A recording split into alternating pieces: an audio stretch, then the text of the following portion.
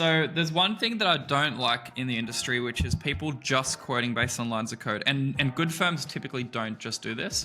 And the Hashlock team was everywhere. Each sign event, each bus, everywhere. But in terms of website, our website was terrible, but we just got it up as fast as we can. You do marketing, you do sales, you do management, you do DevOps if you have any infrastructure, and you do audits.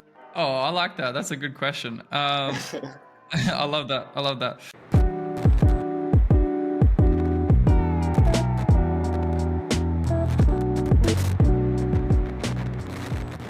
And real life. Okay. Hey guys, this is a Hack and Proof podcast, and here is you today, your host Alex and Fletcher Roberts, co-founder of Hashlock, entrepreneur, tech enthusiast, basketball fanatic, and book nerd. That's what we know about you, Fletcher, from your ex account. Would you have something to add beside that? And after all, how are you today? I'm doing good. I love that. I forgot that I had that in there. Yes, it's a pretty good summary of myself. Yes, I love basketball. The NBA finals are on currently, so that's been taking up a lot of my time. And obviously, yeah, I'm one of the original founders of Hashlock. Shout out to Jock, who couldn't make it today. The other co-founder. But yes, doing very well. It's quite early Monday morning for me, so this is the first thing of my week, starting the week correctly. Yeah, start a week from the most important things, Okay. Exactly. So probably the first question that is in everyone's heads is how came in 22 years you achieved such impressive results and started your own audit group. What do you think helped you the most to do this all? If I'm not wrong, you are 22 years old. Is it correct? 23 now, just 23. I probably need to update. There's probably some profile that doesn't have it. Yeah. Yes. Congratulations, by the way. So we have outdated information, but excuse us. I appreciate it. Good question. Should I go deep into sort of the sort of history about myself and how I've gotten to where I am? It would be nice to hear your background first, where you started, was everything going, and what how you came to opening an audit company. Yeah, it will be really interesting to hear from you. Of course. So a little bit about myself. So going into university, I actually studied business and law. I was doing a double degree at the University of Technology in Sydney, Australia. Obviously, I'm located in Australia as well. And business was always sort of the thing that I was super interested in. But I went to the University of Technology, Sydney, like I said. So I've always been a very tech interested person. I ended up working in university at a creative tech firm called Smith Brothers Media. It was in COVID. I wasn't really engaged in university that much. I wanted to do some work. So when I got a job at that creative tech firm, doing a bunch of different things, primarily in selling, in sales for their solutions, which is, marketing, tech, creative. So super all-rounded position where I got to learn a bunch of different things whilst also studying business and law in the background.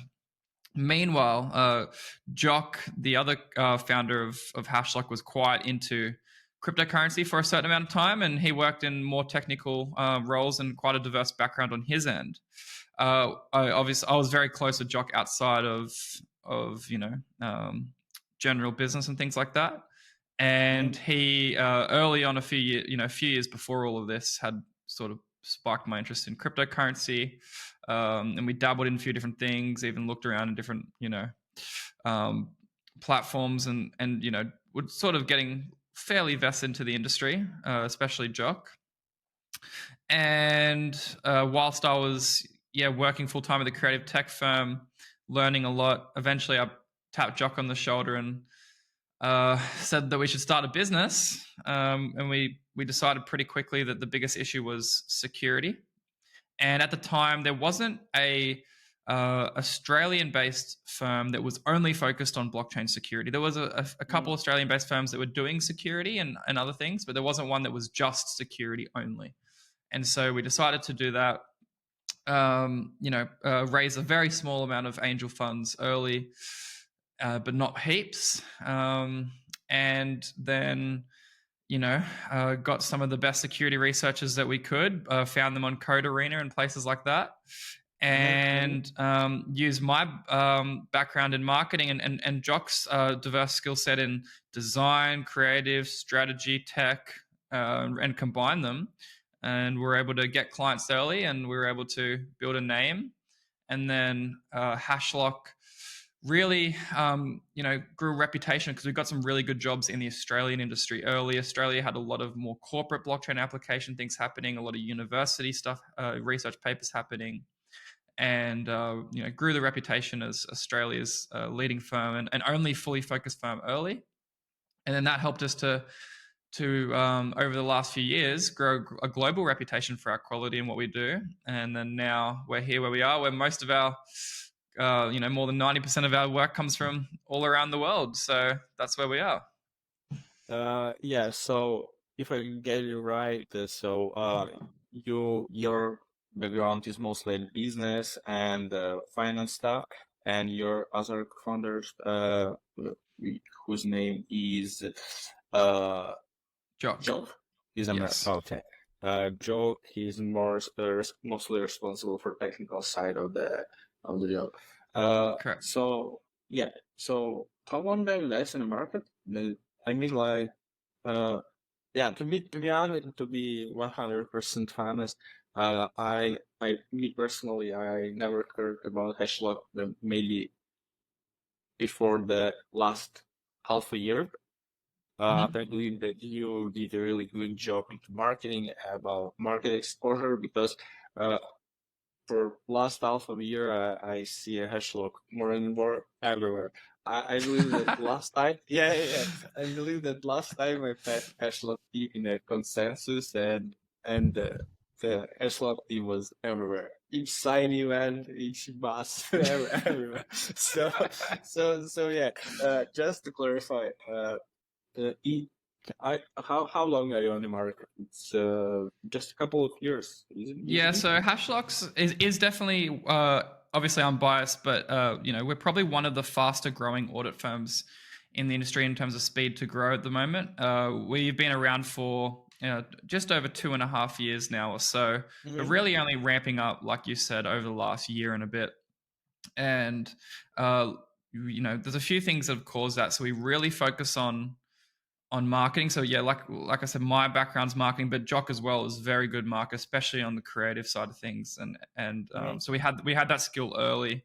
Our investor was from that creative tech firm, and so they helped us a lot with strategic things like that. And then the biggest reason is we have an interesting model at Hashlock that the community really likes, which is we sort of and a lot, some firms are doing this more and more, but we really lean into it, which is we don't just assign our same, internal team onto every single job. We're not afraid to go to Code Arena and those bug bounty platforms and find security researchers and assign them to jobs as independent researchers within Hashlock.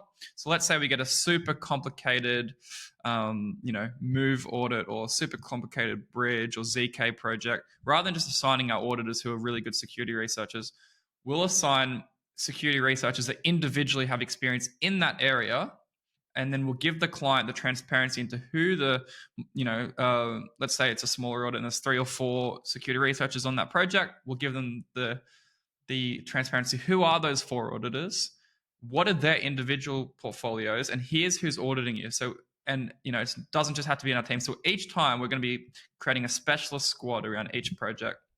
And that's sort to of find the best fit for special audit and stack. Yeah, I see. Absolutely. Sorry So that for interrupting. no, it's exactly right. It's how it's helped us grow, but also access the best talent while we're growing. Because sometimes as a growing team, you're not going to have the best security researcher in each area, but you can go. The best thing about Web3 is you can go onto these bug bounty platforms and just the general industry and find the best talent and get access to some of the best security research in the world. Okay. Yeah, I see. Yeah.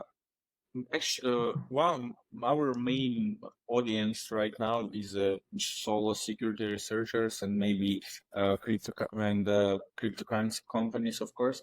But we had already several series of our past with other security researchers, and uh, none of them had an own auditing company like Hashlock right now. So yeah, my question is from our community especially like uh, how to start your own company and how to find first clients, like, because Mm. the main things for most of security auditing companies is their reputation. Like, you can't Yeah. fail, and on the early stages it's the hardest things actually, because you don't have a portfolio at that moment, you don't have a client reviews and all that stuff. And okay, so the question is how to find your first client and where to start, how to start doing some money. I love it. I love it. Good question. A few things there. So first of all, choose a good team around yourself. You cannot do it alone. You can do it. There's obviously some security researchers who have their own soul and they do it solo and they grow from there and they build out a team. I'm a strong believer that your best chance of success is if you have good running mates early. So myself and Jock, the two co-founders of Hashlock, were critical to each other in helping ourselves be accountable, multiple skills in house, and the strategic relationship that we had and have, and so first of all, and then we found that initial angel investor who really helped us as well. So I believe that you have to have a really good team around you because it is hard. Uh, Secondly, it is a massive relationship and reputation, especially getting started. It's massively based on reputation. So some firms start off by providing pro bono free audits. Some firms start off by doing team competitions or bug bounties and things like that to show their worth. Uh, it's about creating value and reputation without having to get a big client, which is difficult, but that's what you have to break through and build that. And then from there, I think in our day and age, there's a lot of noise, but there's so many different platforms, and you have to. I believe, excuse me, I believe early on you have to own a platform. So some auditors and auditing firms own Twitter, and that's the space that they own, and they really focus on that. Some really go the more corporate side and really smash LinkedIn, and you can do all of them. Like some focus on LinkedIn, some focus on YouTube and video creation, some focus on making blogs. You can and should do all of them, but I think early on, usually what you see is a firm or an individual really gaining an audience on one platform early. That's usually what you see. Like they grow their Twitter massively and then it trickles onto the other things. And that's massive. And then you have that, plus you have reputation. You might have done a few pro bono audits or competitions. You've built a small squad around you guys. And then the last thing is investing into marketing. You can't just assume that all the dollars that the business makes and all the auditing revenue is split between auditors and it's massive. Yeah, About you have to invest yeah. into paid marketing, and then that's how you do it. That I believe that this is the main issue, because if you want to be successful as an auditor of any kind of professional, you still need to build your own brand, and it's pretty hard for most of technical people. Like most of security engineers don't know what to do with marketing. Like, hey man, I'm here for doing technical stuff, not for marketing. And Mm. when you build your own companies, you think like, okay, so my skills is the only things which is needed right now, but it's not. It's not. You still need to build your own brand, your right researchers, publish them somewhere, collaborate, and yeah, to be visible, because how other coming on the rate client that Exactly. okay but how big is Hashlock team right now? Like, is it a still early stages startup, or it's growing, or yeah? Could you share more insights here if it's Yeah. not a secret? No, of course, of course. Depends on what you consider growing or what consider early stage. I think will always be early stages. Hashlock at any given time now, with all of the auditors working on projects at any given time simultaneously, has over 20 to 25 auditors, depending on the time, or security researchers working on projects. Mm-hmm. But not all of those are full timers. A lot of those are from Code Arena or from certain academic places or bug bounty places that get put in as an independent researcher in one of the Hashlock squads. And then we've got a small team of sales guys and really good project manager and things like that. By the way, project management is massive. Just wanted to shout out to that as well. And yeah, so we're definitely growing. That's hugely different to what it was like even 6 months ago. Yeah. And like you said, it's we're putting a lot of effort into really making a name for ourselves, but also keeping the reputation strong and making sure that we get the best security researchers that we can. Yeah. Could you share any insights from the very beginning of the company? Because I was building my own company some times ago, and as I remember that in the very beginning of the company, like, you have a core team, like 4 or 5 people, and those people do everything. Like, you do marketing, you do sales, you do management, you do DevOps if you have any infrastructure, and you do audits, and this core of people trying to manage all that stuff around while you're trying to grow and put your place on the market, And maybe you have some funny stories from that period of time of the Hashlock company. Oh, I still feel like that. It's getting better. My calendar, so my calendar starts at 8 a.m. my time, and I can do meetings up till 10 p.m. And if it's important, I'll do further than that. But that's just what people can book me for if they have I have different calendars that I send to different people. Okay. But yeah, and I'm in Australia, so I'm in the bottom half of the world. So I like when 5 p.m. hits me, that's when the rest of the world starts waking up. So it's Yeah. crazy. So it's like I'm finally finished work, and then everyone wants to do the meeting. So look, I think it is a very, very difficult thing to do, and it's all about having a good team early, and it's all about having different focuses.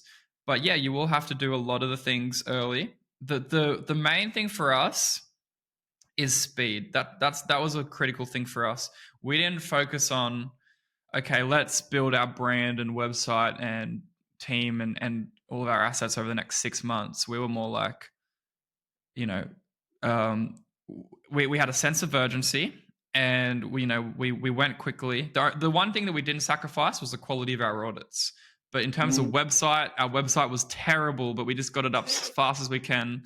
We're still improving that. Our proposals were terrible. We're still improving those. We just got the quickest things we could, and then we went from there and iterated and iterated and iterated.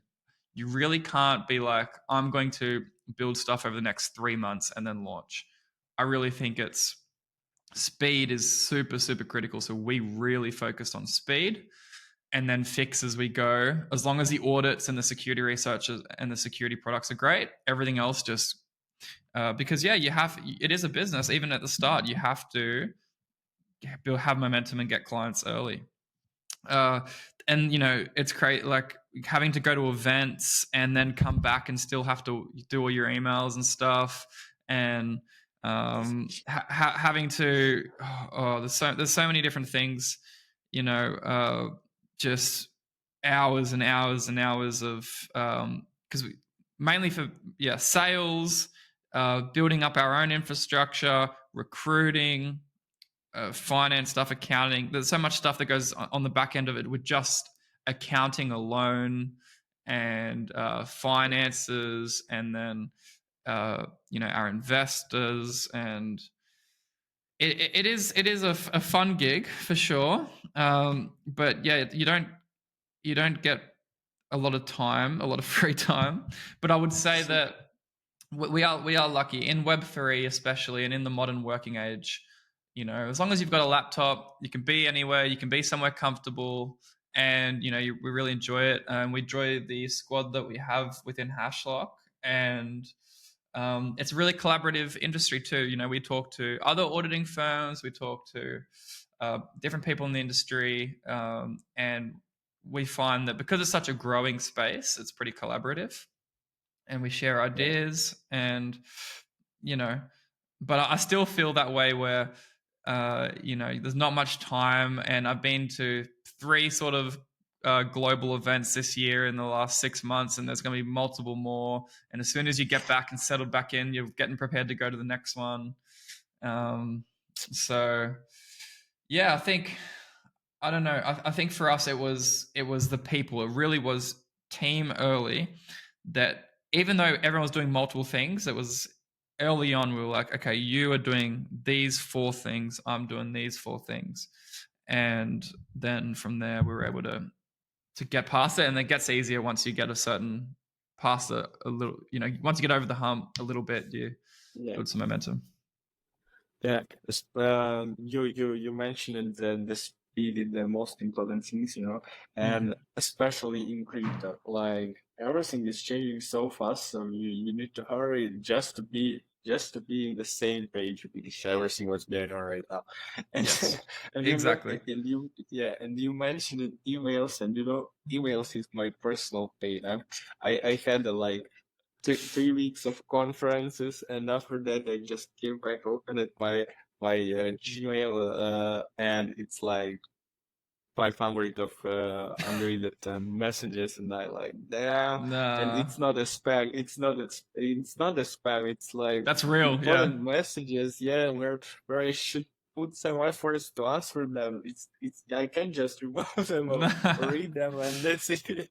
I just do a little bit Uh, each day. I just always go back to the hotel. So yeah, I'm like 8 to 5 p.m. conferences, and then usually the after party stuff. And even if you get home a little bit later, you still got to find that time of 20 minutes of email time each day. That's my tip. 20 yeah, minutes, yeah, and it'll be better. yeah. Yeah. Just to cover several of them to not to not have a mess. Yeah, yeah, Exactly. definitely. Uh, so okay. The next question is more about audits, and could you share any tips how you build your own audit workflow? Like Mm. how many auditors work on the same code base in the same time? How Hashlock audit looks like workflow of your company. Really good question. So we have a few philosophies around this. One, we never do tiered audits. We don't have like level 1 audit and level 10 audit. Anything that we put our name behind, we have the same standard, and that's very critical. And that standard has improved over time, but and a Hashlock audit is a Hashlock audit. That's it.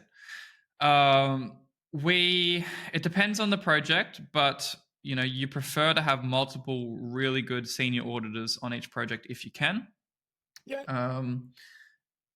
But Hashlock audits everything from super, complex like layer 1 infrastructure stuff all the way through to like stablecoin projects and simple things like that. So it does depend there, and it's dealt with slightly differently because on one end you've got like leading edge bleeding innovations, and on one end you have ERC20s. So but most of our work's on the more complex DeFi infrastructure style stuff. And so essentially what we do is we ask the client all of the questions, understand what they're building, get as much information before we quote. Then when we're quoting, we're starting to think about what team would be on that job, both internal and if we're going to have to get some leading independent researchers in, and how much that's going to cost us and things like that. And we might even start telling the client, here's the sort of team that we're going to build around your project. and give them transparency into their individual portfolios and things like that. Then from there, it's quite simple. We start off with it, obviously if the sale goes through and all that sort of stuff, we dive into, this is very top level, but we dive into all of the documentation and specs first. We like to have a shared Telegram with the client, with our auditors in it and their technical team, just up talking back and forth. We don't like to just wait 2 weeks or whatever it is and then send stuff. We actually like to talk and share ideas as we're going, which is really important to us and the clients. And then, we start with all the documentation specs. Then we start with the code. For us, it's both simulated analysis, manual line by line review, matching it with the specs. Using some tools, third party and others, and then simulated analysis, and then testing certain theories, writing up tests of our own, getting full test coverage. And then eventually, you get to the preliminary report, which is obviously all of the vulnerabilities that we found in our initial audit.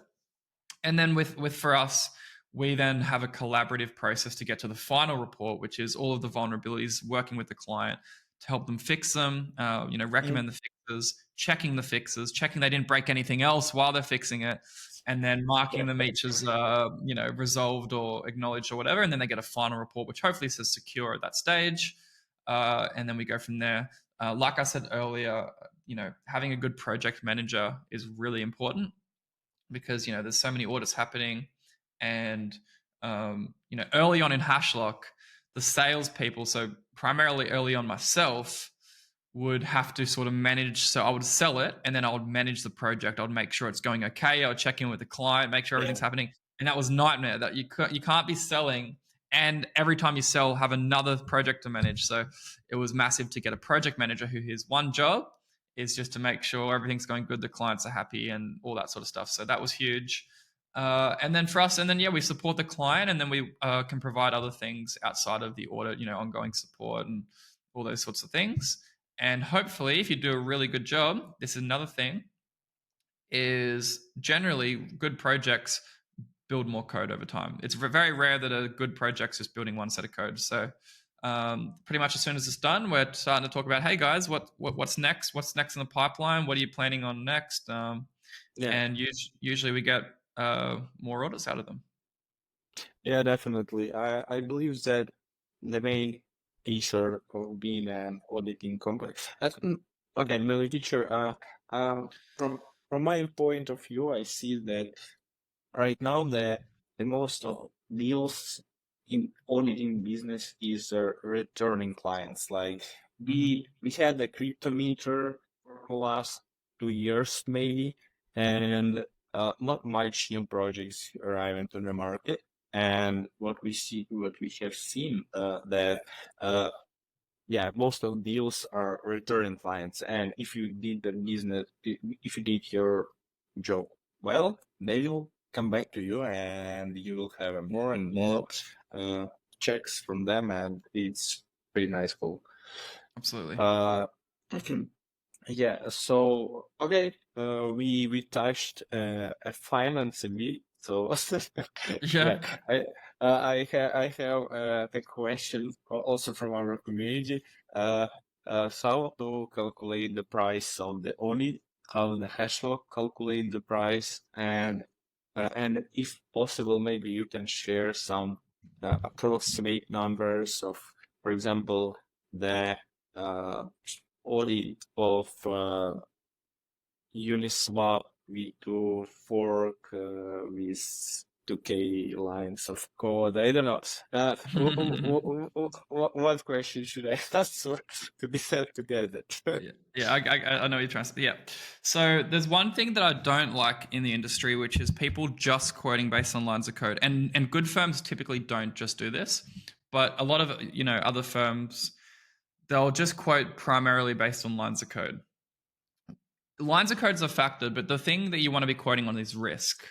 And the other one is hours of analysis, how much time. So time and risk, but good security researchers know that lines of code isn't the only thing that impacts how much time you're going to spend. So for us, it's first of all complexity, and this all impacts risk and time. Yeah. So and it can be a protocol that has 500 lines of unique code, but will give it way more time than anything else because of the risk. So complexity, is it storing non-native assets? So is it just storing its own token, or is it storing other assets, and controlling Mhm. stablecoin movements and things like that, and holding ETH and things? Um, yeah, how complex is it? And that goes into things of what language is it? Uh, you know, is it a new idea that's being tested, or is it a fork or an innovation on something else? Um, you know, also when you're quoting, you do have to account for the expected TVL and success of the protocol. You have Yeah. to. You can't just quote. Unfortunately, you can't just quote each code base exactly the same if it's exactly the same. If you're a massive big name DeFi protocol in the space that's going to have huge, tens of millions of dollars of TVL straight away, we have to quote it a little bit differently because there is unfortunately a little bit more risk. It's just the nature, and security researchers and firms do know this. And it also, so if you're a startup protocol, we're going to do our best to give you, we can't do too much because it still requires the same amount of time, but we're going to do our best to give you a price that your protocol can afford to get good security, without sacrificing on the amount of time that we give our security researchers. But yeah, if you're a massive big name DeFi protocol, we do have to put in a little bit of extra budget for the extra risk that is there. And yeah, so we don't. So the biggest thing for me is don't. A lot of security researchers just go to straight to how many lines of code, and that's how they quote. I really recommend not doing that. We ask for lines of code, and it's important, but the biggest things is risk, complexity, um, you know, estimated TVL, the name. There's so many things that come into it, and primarily the biggest one is what sort of technology are we auditing? Documentation, Or maybe. Oh, that's another good one. Things so that goes into the time category. Things that are going to create more time or less time for the auditors. Is there all full documentation or not? And if there's or how good is the documentation?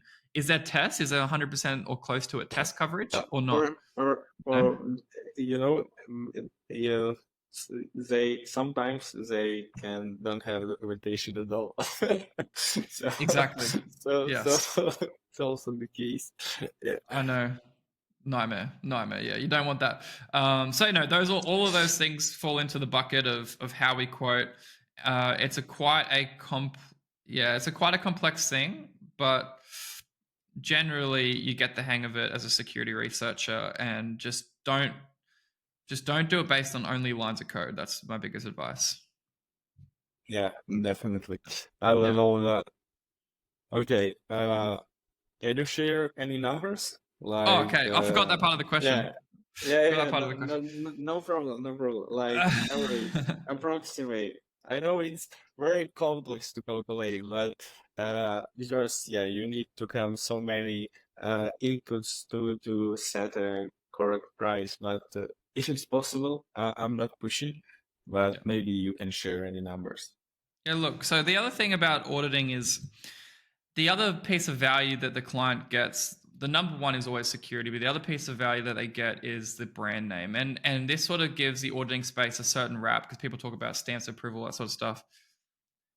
Just if you like it or not, there is value in having a good brand name report. And so when we put our name on a project that we've audited it, that's a lot of value for them. So that alone goes into the price.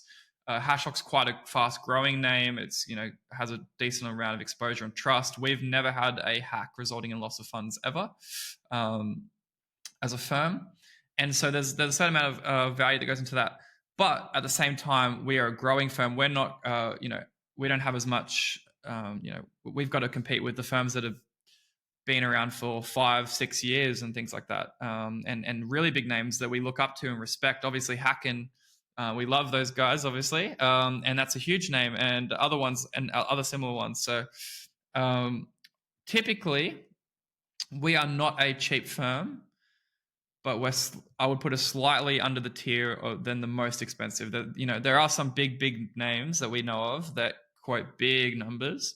We're a tier below that. An audit is never like a significant protocol audit is never going to be less than like if it's anything DeFi related. Even if it's a small project, 10 to 15 grand USD, absolute bare bones minimum. And then, and this is talking like, I'm not talking about like, this is a decent protocol here. And then it can go up to, it's not rare for projects to spend, 50K plus on audits if it's something significant, but that's pretty bad range because depending on the client, if it's a really significant one with a lot of TVL and complexity, security research is sort of uncapped in the industry, especially outside of Hashlock. There's been high six-figure audits and things like that. So you do have to invest in the brand name and things like that. Yeah. So that hopefully that gives you some rough numbers. You're never going to get less than 10 to 15 grand if you're looking at a proper protocol. And it can go 50 plus into six figures sort of thing, depending. Okay. Yeah. It's pretty impressive. But yeah, just to add that you're totally right that especially in crypto, the smart contract audit is not about security only anymore. Like it's in most of the cases, it's about marketing as well. Because for early stages startups, without smart contract audit, you can get fundings like you will never rise or the it will be much harder to reach new community and grow and get a TVL because that doesn't because you don't have an audit or you don't have an audit from reputable company. By the way, do you do other kind of security services or on the smart contract audits? I mean, like penetration testing, maybe DevOps stuff with infrastructure configuration, or layer one, layer two audits, or yeah. Absolutely. Yeah. So I like to call Hashlock a Web3 security firm, not just a smart contract auditing firm. I think smart contract auditing is a box. So I like to call us a Web3 security firm. So a lot of our work is, we've done a lot of L1 stuff and L2 stuff. And penetration testing is huge because a lot of the time clients have their own web apps and mobile apps and different infrastructure and things like that. So penetration testing is huge. We set up ongoing monitoring tools for clients, usually third-party tools that we help them identify, set up, and then manage and then monitor. Help them with bug bounties, whether that's our own or getting them onto ImmuneFi or Hack and Proof and places like that. Security consulting is a big one, and all-round Web3 security is what Hashlock does. And it helps to provide clients with everything that they need. Oftentimes, we'll even work with other firms when some clients need multiple audits or multiple reviews, so we'll send them to other places. Sometimes clients want us to work based off a previous report and things like that too. So yeah, there's a bunch of things that we do. We do our own research internally as well to gain our own IP and things like that. Hashlock does, releases content and research pieces for the industry. And yeah, there's full Web3 security services is what Hashlock provides. Cool. Yeah. Now that you mentioned that you collaborate with other smart contract auditors as well, because yeah, it's one smart contract audit you never enough. No. You need. You can be 100% sure that the code is secure and safe and everything, even if you put the best mind in the world into it, because yeah, people just make mistakes, and you always need more security as much as possible, even on the layers like websites, mobile, and all that stuff. Okay, what is your favorite audit which you finished and you done, like one of which you're proud of, like a client or big name or or just a really nice job which you done? Of course. So I think there's a few. So Algem.io, really cool. They're one of the larger protocols in the A-Star network. We do a bunch of stuff for them. They've got liquid staking, liquid farming, bunch of different cool stuff that they do, and it's really fun to work on, and the team enjoys it a lot. The Red Belly Network is an early client that because Hashlock started out of Australia. They're a massive L1 in Australia, focusing on real world assets. So we do all of essentially all their security work from a third party perspective, from their L1 to their smart contracts that are embedded within the L1 and all those sorts of things. So the Red Belly Network, huge, especially for anything in real world asset related.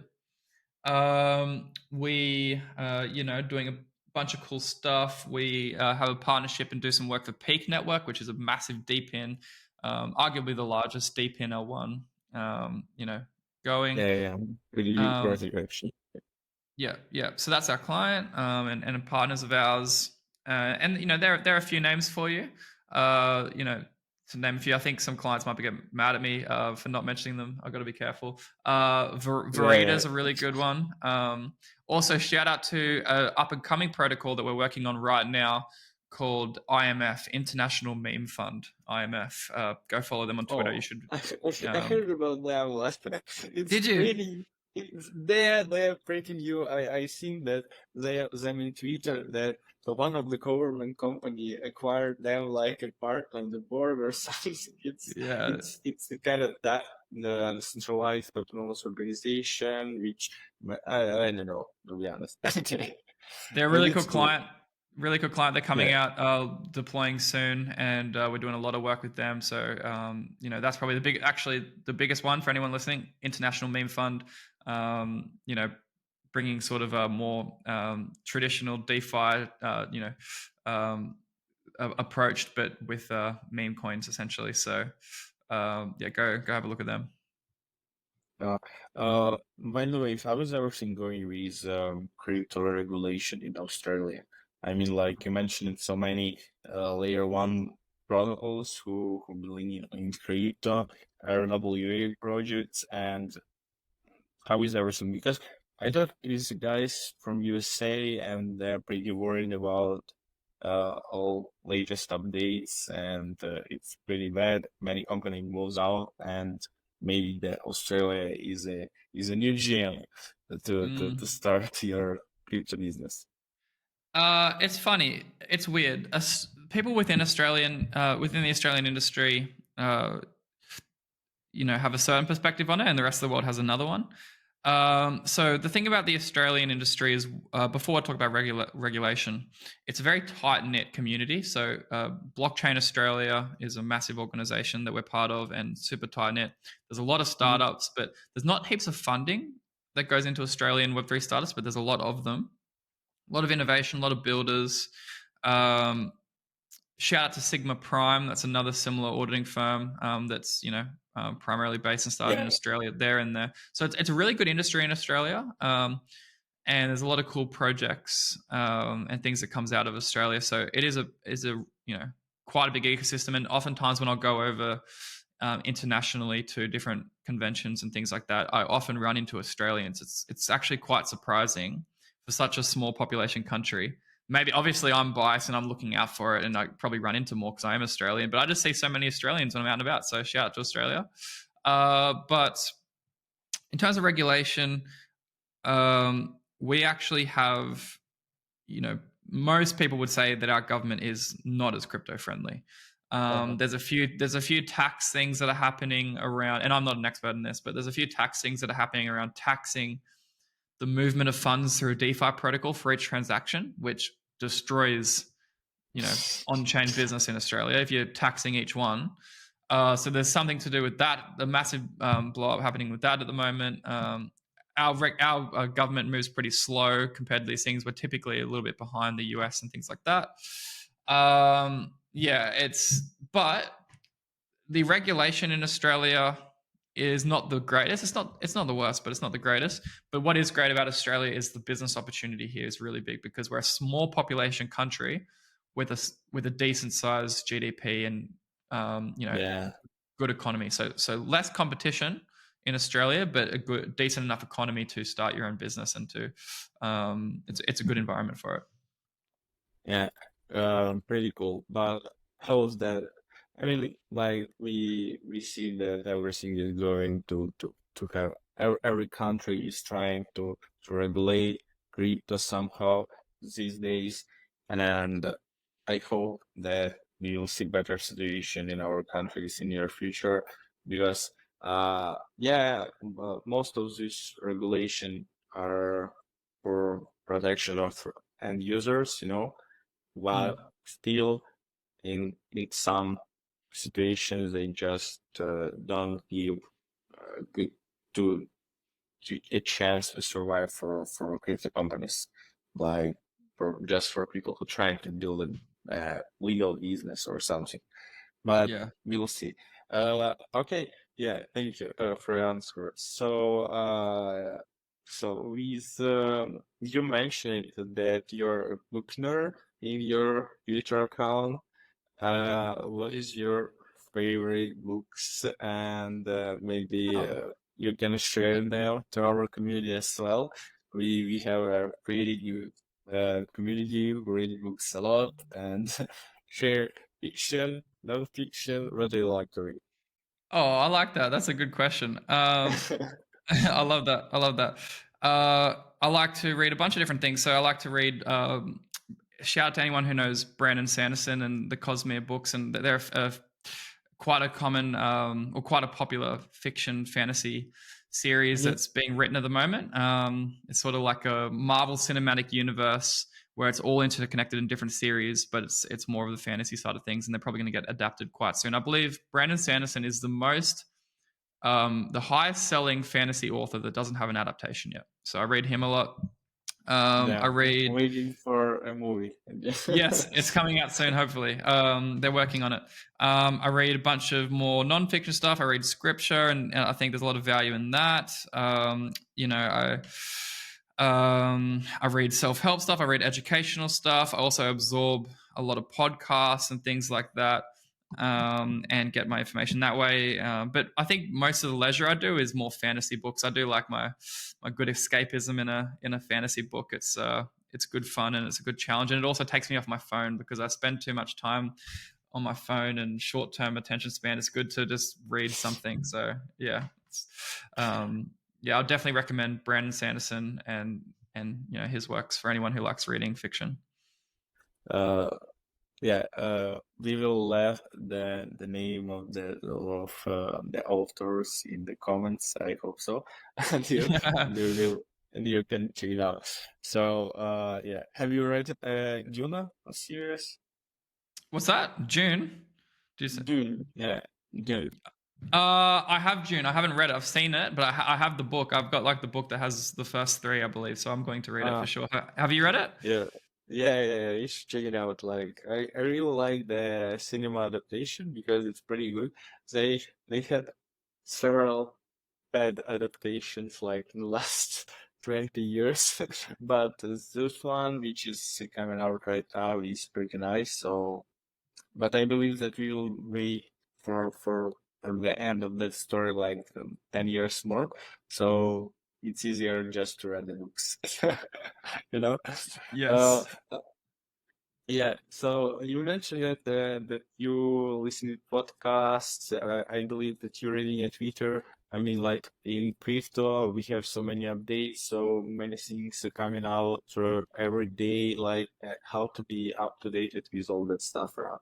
Like how you manage your informational sphere. How Mm, to be up to date with all news and be in trend of last technologies and where to move your company, like set a direction. Like a nice we learning more right now because after since we just moving or yeah. or we should learn more VK stuff because yeah, rollouts are coming up. Yeah, that is the hardest thing about being in Web3 is keeping up. It's so difficult. It doesn't matter how much you're working in the space full time and doing all the stuff. it's it's really difficult to keep up. Most of my information feed comes from the team. Most of it comes from security researchers that say that we should be focusing on something, or clients as well that bring stuff to us and just watching it. So I actually get most of my information feed on the job, talking to clients, talking to the team, doing industry research. Sometimes I'll set aside 30 minutes just to do a bit of scouring around the internet and having a look at what's happening, and I do that quite a bit. But yeah, most of my information feed comes on the job. When I do get podcast time off the job, it's leisured. It's just rewind time. It's when I'm going for my walks and stuff, and I like to just listen to, um, you know, basic thing. I like to Lex Friedman podcast, and I like my Joe Yeah. Rogan, and I like all that sort of stuff, and just educational things. Or I like listening to my basketball podcasts and things like that. So yeah, most of my work related information feed comes from the team, and also I'll set aside an hour or half an hour here and there just to look through the internet and see what's happening, and I'll dedicate time to that every week. Yeah. And what I mean, like, what upcoming trends or technologies, i- from your point of view, could significantly impact the Web3 space in near future? Like, we get this trend of crowdsourced security, which Mm. was booming and booming still, like Code4Arena, Sherlock, bug bounty platforms, and seems like more and more engineers going into crowdsourced security, especially. But maybe you see any new upcoming trends which we will have in a year or two. I think crowdsourced security is a really big one. I also think the best opportunity for especially people watching is people that don't start um, adjacent businesses to auditing firms. So I think that's the opportunity right there. So at the conventions I go to, I meet a lot of people that are starting, you know, their own business based around a certain monitoring tool, or a business. I met a few businesses based around marketing for Web3 security specifically, like Web3 security marketing firms. I met an AI tool that is to help people figure out which auditor to use. That's what it's for. It's really cool startup. It's literally just put in your project details, and the AI figures out which auditor to use. For example, that was a really cool one. You know, different aggregator platforms that aggregate all the audits from around the industry and pull them all together so that auditors can look at what recent vulnerabilities are coming out. I think the audit space specifically, auditing firms is pretty saturated, and it is hard to create an auditing firm. Trust me, Yeah. I would know. But I think the biggest opportunity is in adjacent businesses that support the Web3 security space. Things that can help out bug bounty platforms. How can you do that? And how can you help facilitate the crowdsourcing industry? All those sorts of adjacent. There's so much space in the Web3 security space. Every time I meet a business like that's working within Web3 security, but within their own sort of slice that can help everybody, it's just like, yeah, well, instantly I'm like, yes, we'll work with you. Let's do that.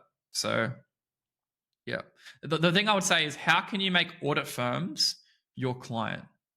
How can you make audit firms pay your business to help them? It's a big opportunity. Yeah. Yeah, it's pretty nice. So it's like yield around. Don't just do like what everybody do. Like, Yeah. try to think outside of the box, and it's uh, really nice final thoughts, I believe so. Where we can finish our podcast today. Do you have any final words, Fletcher? No, well, first of all, thank you for having me. I do appreciate it. Everyone, I hope you continue to check out Hashlock and us, and thank you to all of our clients that support us, and also all the people and teams that we collaborate with in the industry. Always feel free to reach out. We love to just network and meet teams, even if it's just just to build a relationship. So always feel free to reach out to us, which you can do pretty much on any of our platforms. And I'm sure that we'll see you all at some events and conferences coming up soon. Yeah, and thank you so much for your time today. Thank you everybody for listening us. And it was Hack and Proof podcast with Fletcher Roberts and learn, code, repeat. Bye. Bye bye.